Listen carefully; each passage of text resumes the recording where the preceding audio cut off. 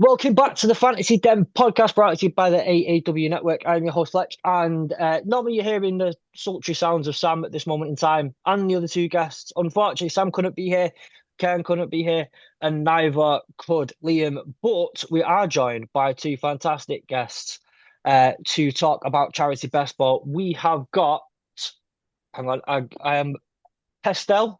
Is it Pestell? Yeah, Pestell. Pestell. I apologise. I have seen your name written down, not heard it said out loud. And we have Matt of the JTT Cup. How are we, gents, this week?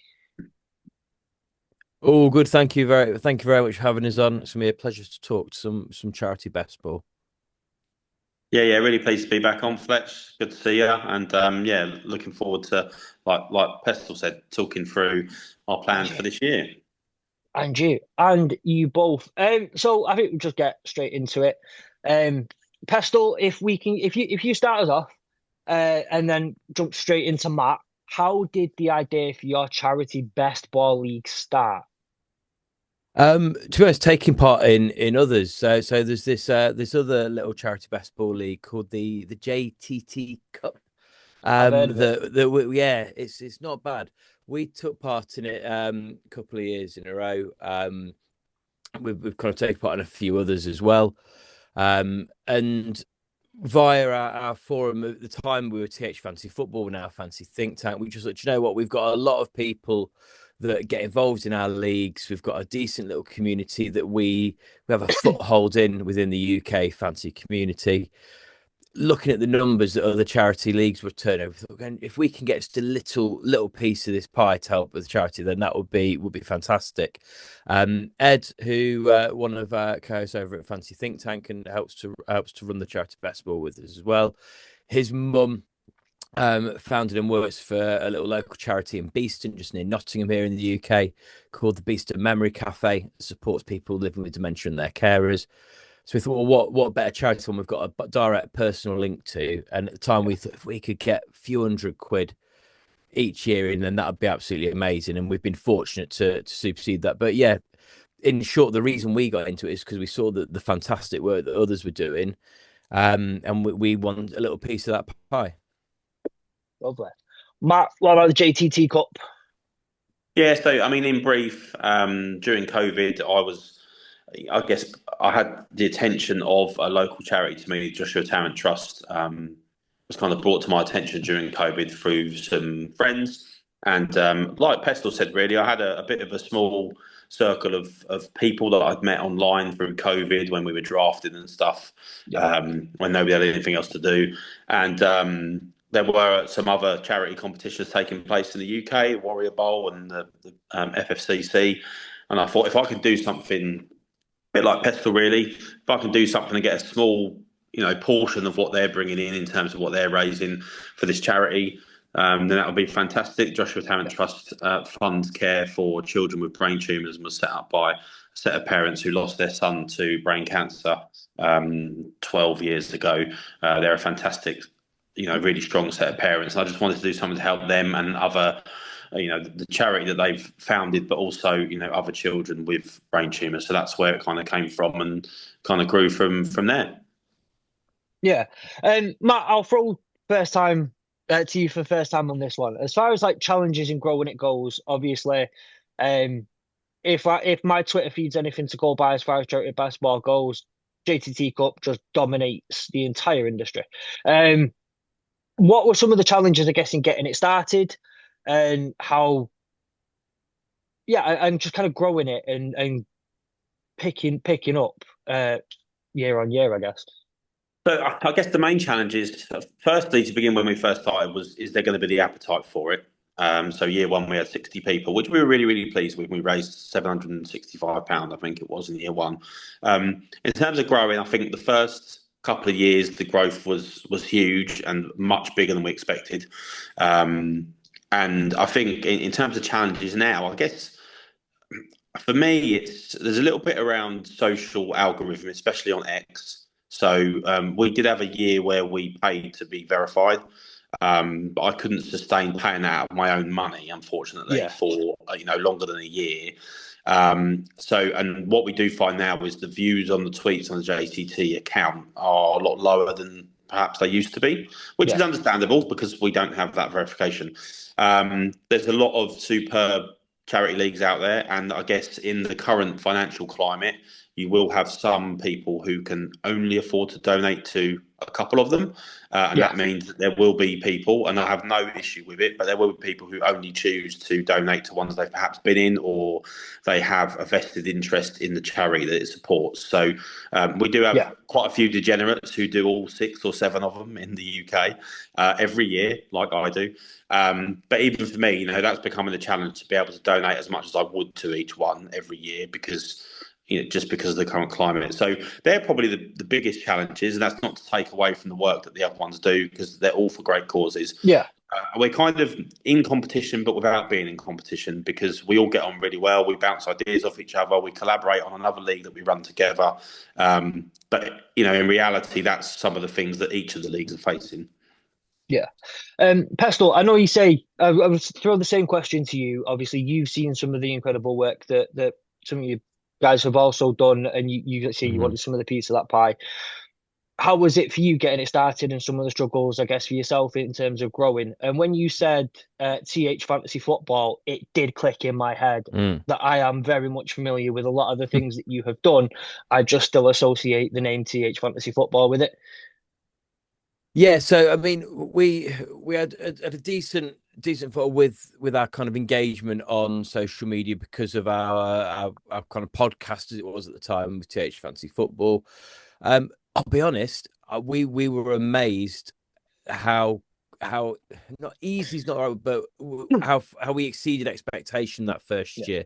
We were hoping to maybe get about 500 quid, and if we got 5 or 6 leagues on the go, we'd be really happy. And we ended up with, I think, 110 in the first year and raised just over £1,000, which was beyond what we could possibly expected. The growth has slowed down for the exact same reasons that Matt said. I think the UK specific challenge is it's a smaller market than the US, and quite often, as we find on YouTube as well, British accent, British spelling, and some people switch off, but and I know Matt's got a huge kind of international following with JTT Cup. I think we're at about 35% US and then another 10-15% for kind of global. So that's always really nice to see. Absolute biggest challenge though is how much you have to make sure you get those numbers in, is that constant slog of posting, reminding, chasing, and trying to get that up. I think every year there's a point where, I mean, last couple of years, Matt and I have exchanged a message at some point where we've then given up, where that is it, no more chasing now. And you feel that little bit of relief once you've done that, you can kind of relax into it. Numbers last year dropped a little bit for us, but we weren't too bothered because the money that came in for a fantastic cause went up. So that's the only thing I'm really bothered about now is the charity Beasts of Memory Cafe. They need about 12 to 15 grand to keep the doors open each year. If we can get a couple of grand towards that, we've raised just over 9 grand now. I've still not done 9 grand's worth of work over the last 3 years on it, so we're in profit as far as I'm concerned. And it's incredible, especially when it comes from a labour of you feel passionate about something and you can link it to something you're already passionate about. I think there's a lot of those growth challenges, and as Matt you've alluded to there, look, unfortunately we're dealing in a very, very tough financial climate for a lot of people, but it is incredible to see every year the growth that all of the different charity leagues do have. From, if you take where you guys started, and Pestell, we'll go back to you on this one first time. From where it started in your first league, you've kind of touched on it anyway, but I guess how have you seen that change? But to be fair, I do think you've already covered most of that. I think one of the things that's I'll go the other way to answer a question you've not asked. As far as kind of one thing that stays the same is I think we've probably got about 60 or so people that were in the first year, did the second year, did the third year, signed up for this year as well. That steady turnover of different people coming in is really, really nice to see as well. But I think the change in people wanting to really make sure, but say the fact that our numbers went down last year, but our money went up, the fact that we've got so many returning players that feel that little bit of commitment to wanting to help it. And once again, we're lucky that some of those people do the exact same for kind of 2 or 3 of the leagues that kind of we all run between us. So I think the biggest change is really nice to see is that kind of loyalty and support, and how people have kind of continued that, and they feel they're part of that journey as well, because they always get involved with it. Yeah. What about you, Matt? I want to say, is there anything that you, I guess you would say you've not yet mentioned in terms of how you've gone from where you started to where you are now, that you've noticed in terms of, I guess, maybe some of the shifts in the dynamics and demographics of people, I guess? I think, yeah. I mean, obviously, I mean we've grown every year in terms of number of entries, sorry, and money raised. Last year was our peak. I am absolutely not going to do the numbers this year that we did last year for a number of reasons, and some of that Pestel's alluded to is I am refusing to spend as much time as I did in the previous 5 years chasing people. Yeah. Which means we will naturally lose some people because they just haven't been almost badgered into doing it. But what's been good for me is we run the JTT Cup was the original contest. It's the entry is a donation to the charity directly, and you win. Yeah, you win a big tournament. You win a place in the following year's Scott Fish Bowl. You get a trophy from us. And then it's just a little bit of a pride thing, really, beating so many like-minded people. But Yeah. what we have been able to do down the years is we've been able to build on what we've grown and build trust in that community of people, that we now run a number of different paid contests throughout the year, and not just NFL related ones. We ran a Masters one last weekend. We do a few soccer, if you want to call it that, ones during the soccer season, and it's good that we've built up that trust with people, that they, it's a paid contest where they can win money, but they part with their money knowing that we will keep it safe and we will split it and donate half of it, and then we will pay out the other half to the winner or winners. So that's been really good to see, because that's given us extra avenues to generate money raised for the charity outside of that kind of April to June time where we're doing sign-ups for the NFL season. Yeah. I've also taken part in like the Super Bowl day one where you can guess like the length of the national anthem. You can guess, I think, is it like first touchdown score and all that sort of stuff. That's been really fun. And it is really interesting just how many of you, obviously it's not just yourself, Matt, but obviously most of what I have seen has come from like the JTT Cup, has been just how unique and different, and all the different things that you have been able to try in order to generate a lot of that has been really cool to see. If you could give us a best moment in your years so far of doing the charity best ball and doing all that other stuff, what would be, if you do have one individual best moment, what would it be? Either of you can jump in first on this one. So I think for me, it was on my birthday in 2022, I want to say. So it might have been 23, to be fair. We'd run it for a couple of years, and I got the opportunity to meet Sean and Denise Tarrant in person for the first time. So we'd raised six and a bit thousand for them across the first 2 years, and then they invited me over to their house to meet them and talk through what it is that I was actually doing to raise such a fantastic sum of money for the charity. Yeah.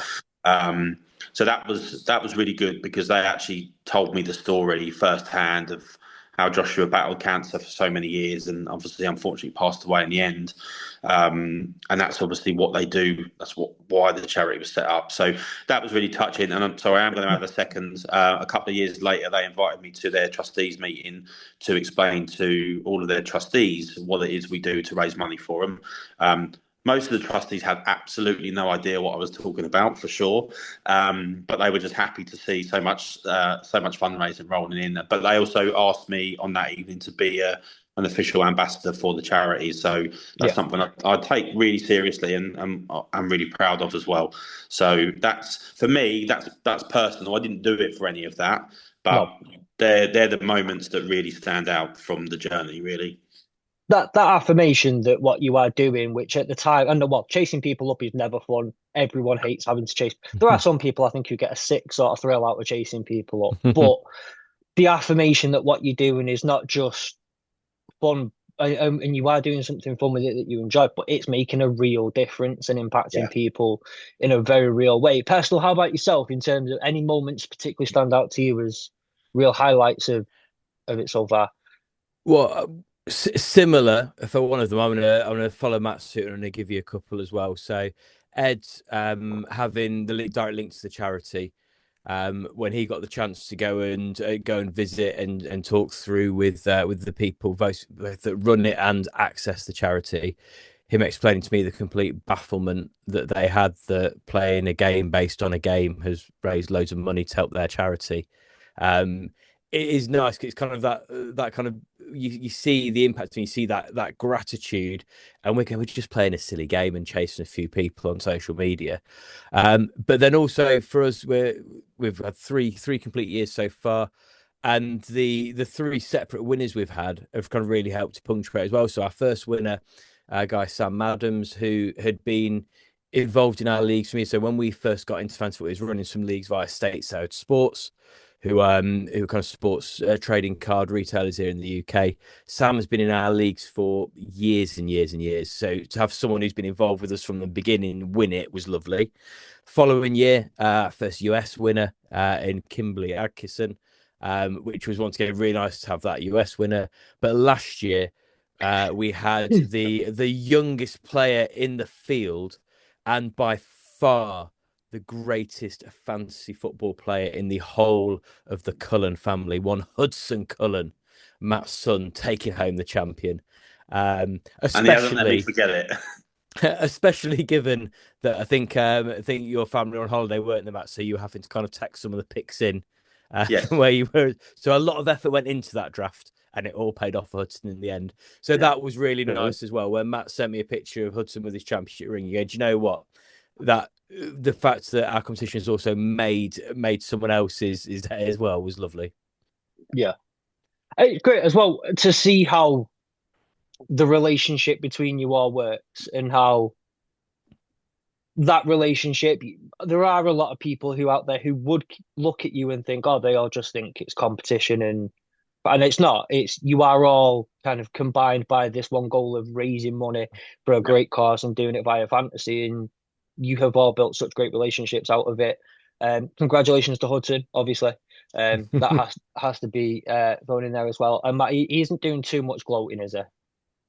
Not now, he's not. No, but when he won, and when the ring first came, yeah, he wouldn't let me forget it for some time. So, yeah.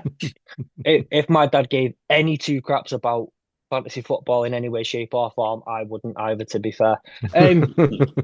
So, I mean, the next kind of way we were going about, we were just kind of looking into the best ball side of it. What we haven't done so far in a couple of episodes of this podcast is really looked at what different kinds of fantasy football are.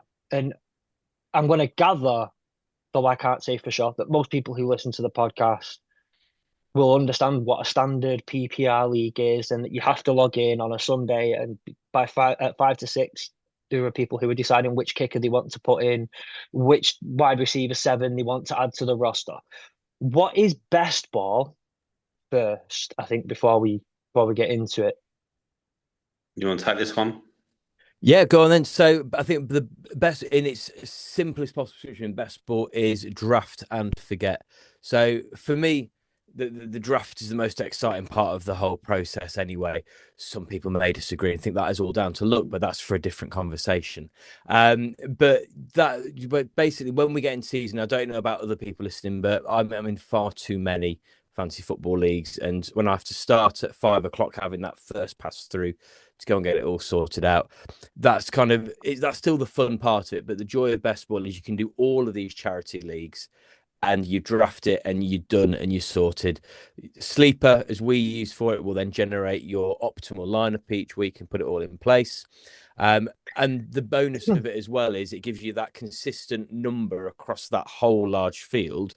That means not only are you competing with the people in your league of 12, you're competing for us last year with 200 people, with Matt, 600 odd people. Yeah. And yeah, you enjoy the draft, you enjoy the community, you check in each week, have that chat, give people that abuse and challenge as well. But you can do a great thing for the charity, and then the work is done for the rest of the season. Yeah. Anything else you want to add on top of that, Matt? I think that's a brilliant, succinct explanation so far. Yeah, I think the only thing I'd add, and that's why it's been so popular, is for people that joined lots of managed leagues during COVID and then realised, you know what, I'm probably in too many. Here's a format that I can do where I don't have to worry about it every single week and adding waivers and stuff. But also, Best Ball has a slightly different strategy to it as well, because you have to think about who are your players in the later rounds who might have two or three in the same weeks. Yeah. They might drop 14 5 point or less performances all season. But for those 3 weeks where they get 20, that can be the real difference in Yeah. whether that pick in the round 16 or whatever has been worth it. So that's where I wouldn't say it differs massively from standard redraft or dynasty strategies, but it does differ a little bit, and you have to think slightly differently. Yeah. One of the best things for me is walking up to people and saying, yeah, I'm in like 30 odd different leagues, and they go, you're crazy. And I'm like, about 23 of them are best ball, so it's not actually that impressive. But I like them to think for 1 minute I am genuinely psychopathic in the amount of fantasy. How does your league in particular differ from different best ball leagues that are out there? Matt, I'm going to throw this one to you first, and then Pestell, you can go next. I think, to be honest, a lot of the UK charity based festivals are very similar in their makeup. So they're either 10 or 12 team leagues. There's a number of divisions, so you have copies of players. You the main differences, and there's subtle differences, is in the roster makeup and the scoring. So Yeah. none of our leagues, me, Pestell, and some of the others, there's four other main best ball UK based leagues. None of us have exactly the same settings. We don't get together and say you have this setting and I'll do this. We just do our own different things, but they are all slightly different. And Yeah. the way the rosters make the starting lineups and the points scored is very slightly differently. So the biggest tip for me, for people that are in all leagues, and that would be the case for any league that they're in, is understand what the scoring settings and the roster settings are before you draft. Because, as Pestell said, you draft and forget. Once the draft's done, you can't change anything. So it's been really, really close to what's happening in terms of that. Yeah. How about yourself, Pestell? I think something we decided to do from the very beginning was to keep our rosters the same and the scoring the same every single year. So some people enjoy other leagues because there's that slight change each year. Obviously, people wait with bated breath to find out what the Scott Fishbowl scoring will be each year and how that'll impact the drafts. Yeah. One thing we decided, and it's because I like to be a bit of a data geek, I like to keep everything the same because I like tracking our league tables over the whole time. Who are our top scoring weeks over the whole time we've done it? Who are the top scorers overall? Who have those by players been? So that's kind of conscious decision we made. I think we don't get too fancy. We keep nice, simple roster, enhanced QB scoring, and we go for there are some leagues. I'm sure when you have a conversation with Murph, he will explain to you the nuances of having a really complex and confusing kicker scoring system. Yeah. But yeah, we like to keep it fairly simple. So it's easy to access, but yeah, also so we can have that year-on-year comparison as well. And I like that as well. I have to add that. So I purposefully changed our scoring settings and roster settings in the second year because I wanted to refresh it, and we got 4 times bigger. But I could never now keep that. But I like the fact that they keep it the same because that's the kind of stat stuff that I like as well. Mm. So in some ways, I wish I'd have kept it, but in other ways, I like the fact that we do something slightly different year on year as well. Mm. Yeah. I want to say one of the things that I did want to mention, obviously, Sam, who will normally be the host and the producer of this podcast, obviously can't be here. He also runs the Argyle Charity Bowl. Listening to Sam week in, week out tell us all about tight ends and tight end premium leagues and all that sort of stuff. I know Sam's a sucker for tight ends, which I do believe the Argyle Charity Bowl is tight end premium itself. Sam, you got to have to correct me. There are that many things to keep up with. One thing I do like as well, and again, this is coming back from a couple of times that I particularly in terms of when I've done things like the JTT Cup, is how you name your leagues and have your themes every year. And I think that makes it really interesting. And like for me, yeah, I agree with you, Pestell. The draft, doing the draft itself is probably the most fun part. It's the bit that you kind of want to do. Week 14, trying to decipher who's still got who's injured, who's not, and try, and you can't make any trades anymore. It starts to get a little bit daunting, especially when you're in a few leagues.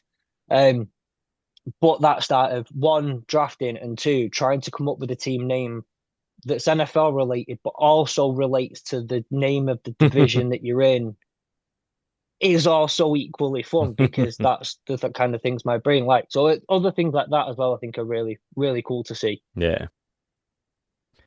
Yeah, that's something that I think the challenge we found initially was making sure that whatever we did fit for US and UK participants as well. First time we did it, we had 10 leagues. Ed and I are massive fans of Peep Show, so purely for our own amusement, we named all the leagues after quotes from Peep Show. It was completely lost on about 75% of people joining in. Nobody had a clue what Men with Them or Tiny Dice Chocolate Homunculus was to do with, but we found it amusing. Whereas now we, in the back of my mind, we've always got that, let's make sure everyone can come accessible, but you're also starting to think, is this a good one for people to be able to get some names in there for as well? Yeah. I would say just it is one of just the best parts of the year, try to come up with names for fantasy teams. As far as winning teams that you've seen over the years, can you think of any trends? What does a winning team typically look like in any of your leagues? I think for me, so there's quite a common trend in all 5 years that we've had it, in that there is an element of luck with best ball, because Yeah. if your first round pick snaps his ACL in week 1, that's a problem. If your round 20 pick snaps his ACL in week 1, that's not so much of a problem. But for me, the common things I've seen for winners are thinking about next man up. So if you are going to draft a Patrick Mahomes or a Josh Allen, who then gets injured, you want to have either their backup or the most likely backup that would be traded for by a top team in that scenario, and you want to try and pick them up in a later round. And then the other really common thing I've seen is a league winner in a best ball league normally comes after round 16. So the first year that Puka Nakua was in the league, his average draft position was in round 22. Yeah. And he won the league for whoever it was that year. Now he was a bit of an animal as a rookie, and I wouldn't say that happens every single year. But what I have seen every single year is someone picks someone up late on that performs well above their ADP and makes the difference in the end on that team. I've seen that every single year. So they're the two things that I would advise new people joining the best ball league to think about, if it's a season-long best ball like our two competitions are. Yeah. Personal. Yeah, I think it's those outliers, those players that kind of jump. So I think last year, a lot of our teams that got to the final had combinations of Javonte Williams, Rico Dowd, all those later round running back picks that really plugged in. Harold Fanning was a pop one, but because of our QB premium as well, those teams that if you get your gamble right on your early QB, that can really pay off. And last year, that it was Josh Allen that came through for that, and people that took the gamble on Lamar Jackson were scuppered.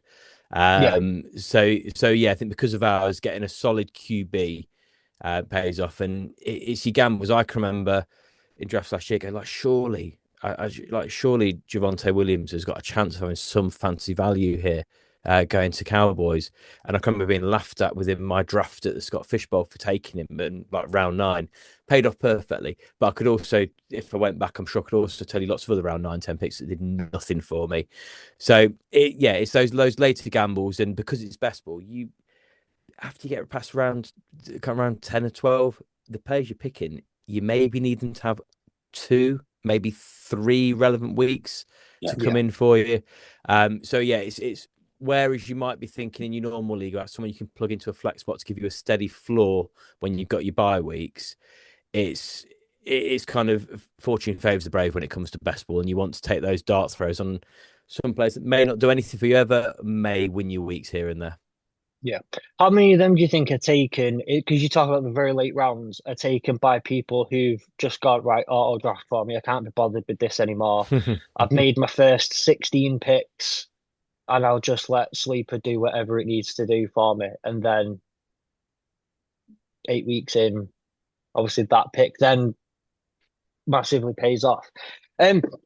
As far as drafting strategies, you touch on it there. It's being aware of, Matt, you said, with maybe getting backup quarterbacks that are either high likely trade backups should a top tier quarterback go down, or the backups of a top tier quarterback.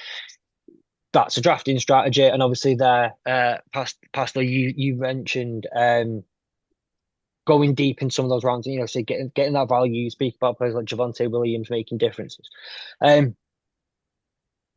What are some of the drafting strategies other than actually paying attention to some of those late round picks who very well could have top tier weeks? What are some good drafting strategies that either of you could recommend to particularly newbies into fantasy? I would say for one of them, I'm not necessarily a good draft strategy, but can pay off, and I think it's something that I like to do when it comes to my best ball leagues, more especially my charity ones. Yeah, is they're the ones I like to have a little bit more fun with and pick the players that I just want to do well. I think we've seen a couple of times in Ali's people that they've just taken the players they want to take from the team that they like, or the players that they like, yeah, and that's not a great draft strategy. I would never advocate for that as how you're going to win your redraft in your dynasty leagues. But that's some of the fun of the best ball is kind of that element of it. And I think just knowing, I would say for any draft, the draft is the most fun bit. And if you are getting bored and you don't know who you're looking at later around drafts, because the best ball drafts do go deeper than than most of when you're in round 22 and you've been drafting for a week and a half, yeah, you might start to not be quite as excited about it. But doing that little bit of research beforehand, so you're picking players that you still want to have on your roster. yeah, Yeah, I say my biggest tip for any of it is make sure you enjoy that draft process, because especially in these charity ones, it's the chat while you're drafting, it's the kind of taking the mickey out of each other's picks. That is the fun part of it for me when yeah. it comes to that.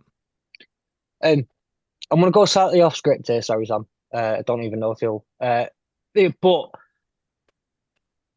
I started playing fantasy probably about 2020. I think that was probably the first year I properly played fantasy football, maybe 2021. Um, I remember going into my first draft, asking my friends, "What do I do?" And being pulled aside and going, "Whatever you do, don't even think, don't even look at a quarterback in round one. Don't think about it. It seems like the obvious choice in a normal draft in like what will be in a week. The quarterback goes first overall, second overall, whatever. There's multiple quarterbacks or whatever goes in the first round. In fantasy football, not the same. Don't do it." And even last year, it felt like the first 3, 4 picks were, if they weren't Lamar Jack, if they weren't like a Bijan Robinson or something, it was Lamar Jackson, it was Josh Allen, and quarterbacks of that kind of ilk tend to go very, very high in the first round now because people want that kind of premium pick. What are some of the trends you've seen that have changed over the last few years in fantasy football, and how drafting has changed in particular?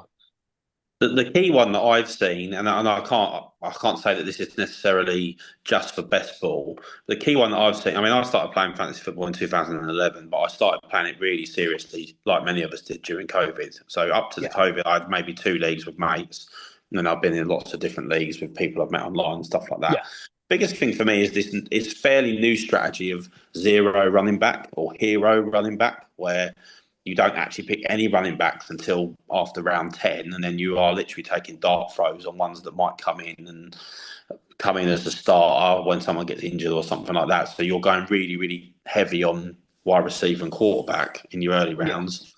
And then, but then I've also seen hero tight end. like 5 years ago, that wasn't the strategy, and in the last few years, it has been. So that's a big change that I've seen. And I think the quarterback thing you've touched on, a lot of that will be down to, is it a super flex league or not? Because you have newbies come in who have played in traditional one quarterback leagues, who are used to not picking a QB until round 4 or 5.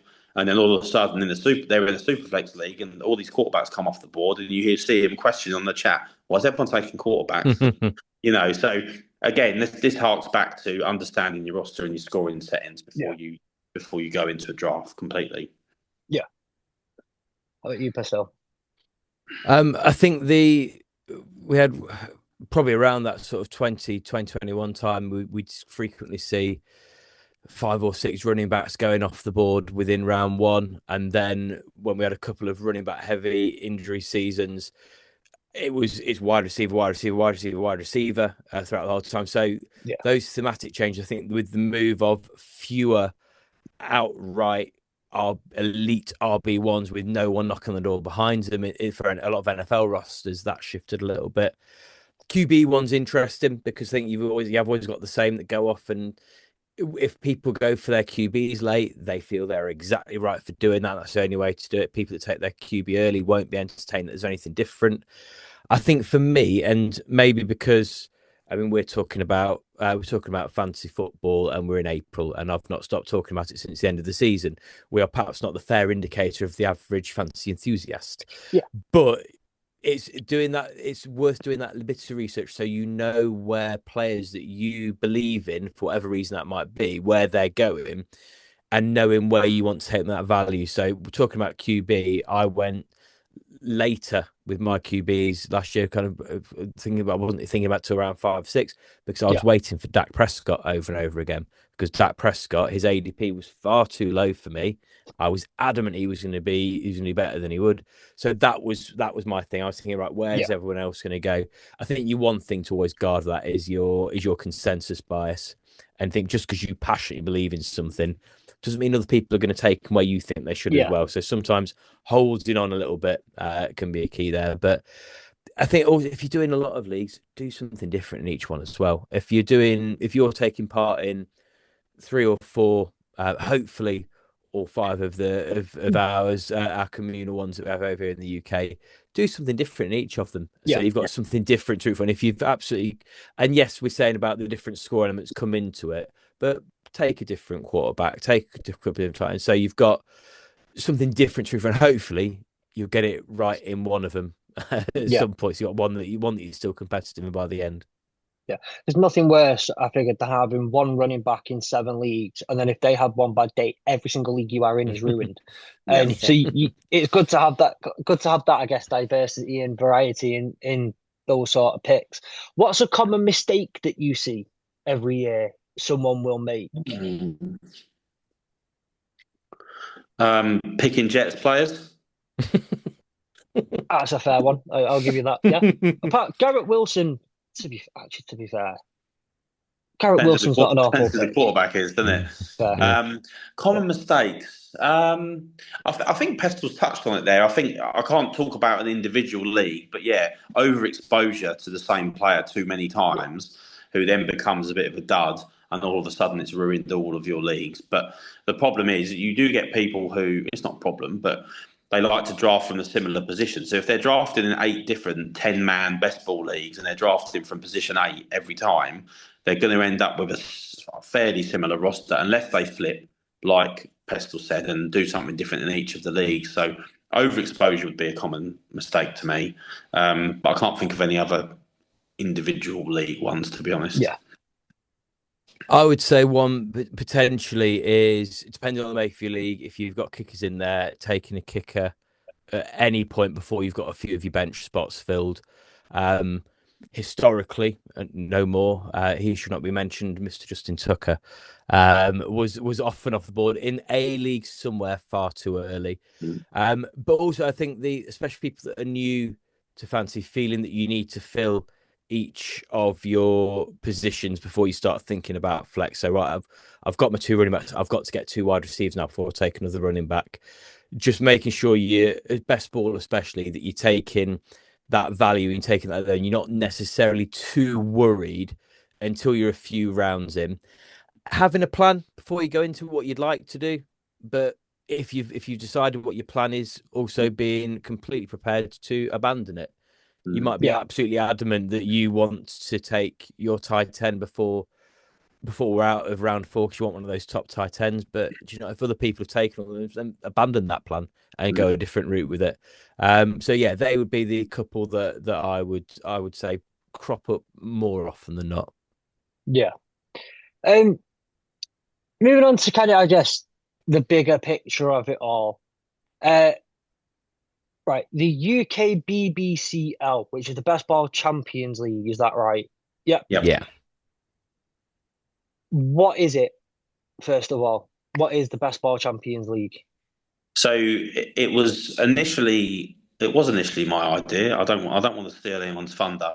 It was. Initially I spoke to some US based leagues about trying to run some kind of Champions League. And it had been tried previously amongst just US leagues, and it didn't really get off the ground.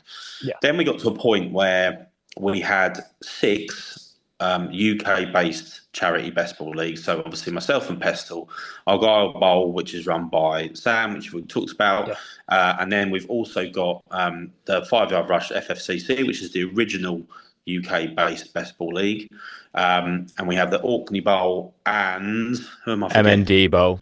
Yeah, MND Bowl. So we've got 6 leagues, and I thought, you know what? We've now got the perfect number where we can run something for the winners of those leagues. So it's essentially like the Champions League. When you win one of our 6 competitions, you get a 2-year invite to the Champions League. So this year we will have all of our 2025 winners and all of our 2024 winners in a 12-man best ball league to become the champion of champions, if you like. And it's something that I came up with, discussed with you, didn't I, Pestell? And then we kind of got the others involved. Yeah. And at the UK FFC event a few years back, we announced that, didn't we? And everyone there thought it was a superb idea. And it's been going for, is it 2 or 3 years now? We're going into year 3, aren't we? Yeah. So the first year we had all of our winners and runners up from the previous year, and now it's the winners of the last 2 years across them all. So it's UK based, and it's called the UK Best Ball Champions League. But we have had some Americans in it, haven't we? Because we have had American winners of some of the competitions. And it's quite different because it's an eliminator league. So we run weeks 1 to, I want to say, 10 as a group of 12, and then we start losing a player each week until we end up with 4 in the final or whatever it is. So, and we also have an element of each league scoring within the scoring. So we kind of pull a little bit out of everyone's league, so it kind of makes it a bit unique as well. Interesting.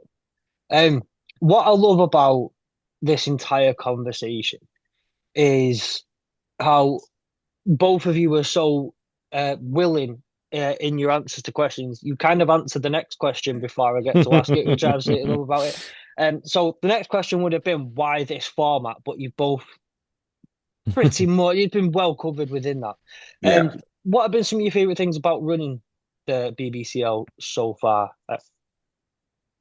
I think the group think that we get when we're talking about some of the things we're doing, and like Matt said, we don't necessarily sit down and go, well, if I do this, you do that, but that kind of shared input or bouncing ideas off each other at times, or is everyone else still having an issue with this? So I think outside of the league, the fact that we're all able to kind of like share a little bit in what we're doing, but I think it's just nice to have another thing on there, and it's something that we hope will continue to grow, and people will want to be winning one of those leagues to get into that as well. Would be really nice if we start to kind of build the reputation of that along the same side. But yeah, it's nice having that extra one, and it's nice also when, as Matt says, an eliminator league, if one of us remembers to eliminate someone within 3 days of the week finishing, that is a massive bonus as well. I love it. And that is not that the goal is to be in Champions Leagues. The goal is to partake, enjoy the competition, and help raise money. But that does add a little bit of extra spiciness to that draft. Right. So Sam has asked if you could pick your ultimate quarterback, running back, wide receiver, tight end combo to succeed in this league. So that's quarterback, running back, two wide receivers, and tight end. Now, do you want to do this in some form of a draft? And we can do it snake.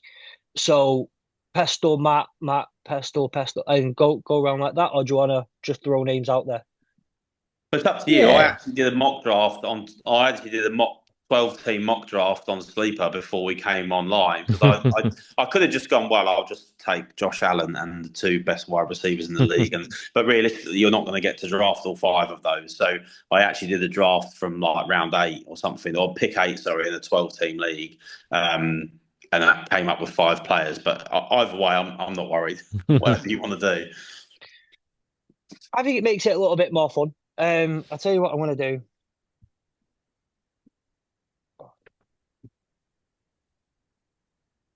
Do it slightly. Make sure that we're being fair. All right, I'm going to click randomize 5 times so you get to go first.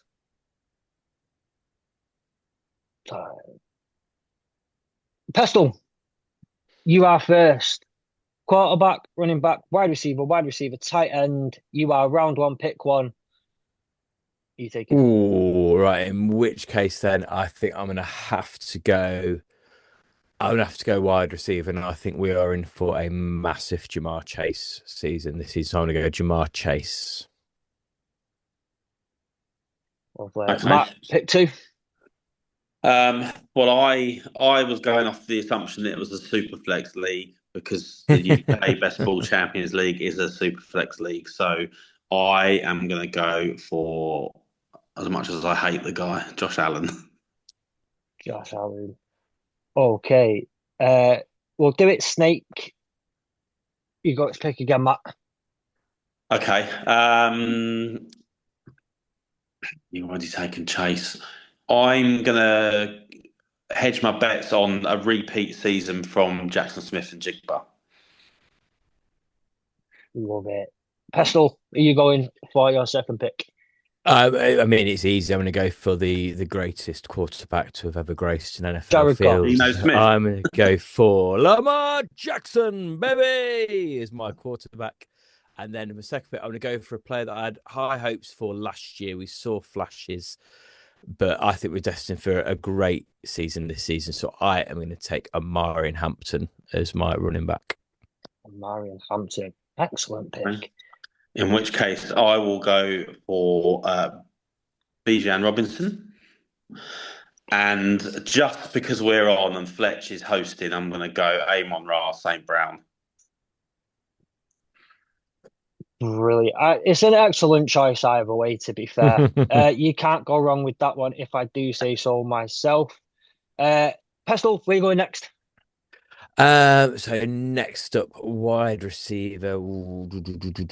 I'm going to get myself. I reckon. Have you not taken CD Lamb? Have you, Matt? No. Nope. I think we're going to see the CD Lamb bounce back this year. Pickens had a great year last year, but I think we see some prime CD as well. And I'm going to take, because he's still available. I can't see anyone taking targets away from him this year, so I'm going to go Trey McBride. I knew you were going to go with him. So I think there's massive question marks over the quarterback, as there often is at this team, and who knows what's going to happen at the draft and everything else, and who might be the starter in week 1. But I'm going to have to go with Brock Bowers. Be interesting to see who's throwing to him in week 1. Lovely. So just going off. So Pestell, you have Lamar Jackson, Amarian Hampton, Jamar Chase, CD Lamb, and Trey McBride. Matt, you've got Josh Allen, Bijan Robinson, JSN, Amon-Ra St. Brown, and Brock Bowers. You happy with those rosters? Yeah, pretty happy with those. Yeah. In fact, there is one more question. As commissioners of 2 insanely big leagues, do you often get complaints from people who aren't happy with what's happened to them or what's happened in their drafts? So I know it's best ball. You can't make trades or anything like that. How many people are going to ask you to change something because they picked up the wrong running back from Atlanta called B. Robinson? That definitely could happen. I think I wouldn't say we've never had complaints during the draft. The only complaints we get during the draft process are people who don't like slow drafts. Slow drafts, it has to be a slow draft for me. Yeah. With everything going on, multiple time zones, people at work, people at school, everything else that factors into that. So we do get complaints about speed. I did have a couple of people leave last year because they couldn't get over how slow it was, which was a shame. But they donated, so see you later. There is the odd time where there's a wrong click, and it's not a Robinson situation. It's just that I Yeah. clicked the wrong person, and luckily we've got an admin in each division who would normally pick up on that. They get tagged, and then we'd get it changed as long as the next person hasn't picked. So, but generally, I think I don't know if it's the same for you, Pestell. We don't get too many complaints during the draft process. No, very few. I think, well, in the 4 years so far, I've never had a complaint that I've been bothered to listen to. It's a charity league. Yeah, Like you Yeah. say, sometimes people moaning about speed of drafts, but we've got people drafting from all over the world. That is better to preserve than a quick draft. And do you know what? Sometimes you might be able to find something else to do with your day as well. So sometimes you yeah, could probably do something else for a bit. But Yeah. no, to be fair, considering the numbers that we're dealing with, the vast majority show you nothing more than that commitment to help you out and the Yeah. enjoyment of doing it. So yeah, it's overwhelmingly positive. Same with every single thing you do in life. There's me someone that causes a bit of a grumble, but so Yeah. be Oh it. yeah. I think there's only a couple of times. The thing with slow drafts is normally I do find myself getting a bit impatient and going, why it's taking forever to get to me? And then I realise that I'm the one holding everyone up and I've got an hour left on my pick and it's my fault entirely. I'm just grateful for the fact that I've not gone in and gone grumpy with anyone. Because that would look very, very, very silly. That was kind of it for questions everyone have had and everyone have kind of put in. So I think that just about wraps it up. Gents, if you could please for me remind everybody where they can find you, how they can get in touch, and if they want to take part in any of the other amazing things that you've got going. Again, Matt, I know you've got the World Cup stuff, that you'll be doing some stuff around the World Cup. Please remind everyone where they can find you, how to get in touch, and if they want to join, how they can do that. yeah. So really, really easy. We are mainly using X in terms of socials. We've got X and TikTok, which is both handles are the same, which is at JTT Cup. Email is jttbestball@outlook.com. Sign up sign up forms are on pinned message on X, and in our recent TikTok activity as well. We are running a contest for the NFL draft for the first time this year, which we are announcing fully tomorrow. We're just finalising details. But yeah, we'll be running stuff throughout the summer. But the main JTT Cup sign up and donations need to be done by June. We are on the donation day on 30th of April, as we did last year. Last year we raised £2,200 in one day. We choose the 30th of April because it's the day after the anniversary of Joshua's passing. So we like to support the charity hugely around that. Yeah. Also, it's the end of the month, so it falls around most people's payday. So we're running that again this year. We'd like as many people as possible to donate on that day, but if they can't, or they're donating for other great causes, then they do have until the end of June to get themselves sorted and in for this year. And our drafts start on July the 19th. Well, there's plenty of time for a slow draft to get you nice on the running for the season. Pestell, how about you?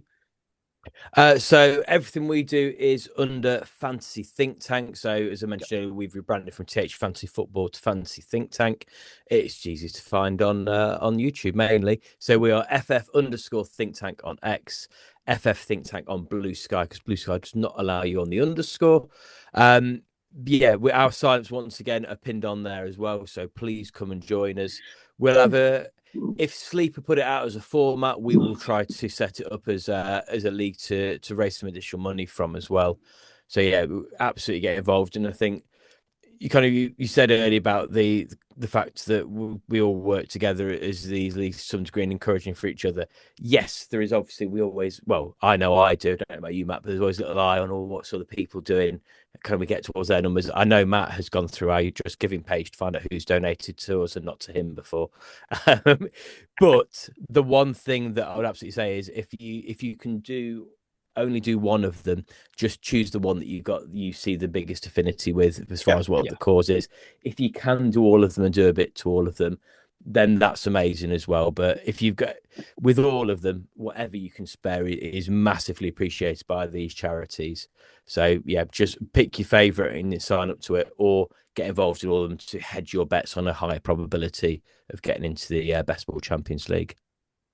Brilliant, gents. Thank you very, very, very much for joining what was not meant to be me, but ended up being me. I apologise that it wasn't Sam and his glorious beard. Loads better than Sam. Loads better than Sam. You don't have to lie. That is okay. Like, it's okay. Just for anyone who is listening, don't forget we've got the Hurdle the Line will be out on Tuesday morning. We have the AAW all four pods getting together doing a mock draft on Tuesday. It'll be out Wednesday. College Pod will be releasing on Thursday morning. Dangerous territory next week to release a podcast on Thursday morning as something else. There is something happening next Thursday night. Can't quite remember off the top of my head what it is. We've not been building up to this for about 12, well, what feels like now 12 months, especially when you're on a college football podcast. And believe it or not, Sam is living life as a dangerous, as a LA Rams fan. He has to keep himself awake. He's not used to staying up on Thursday nights.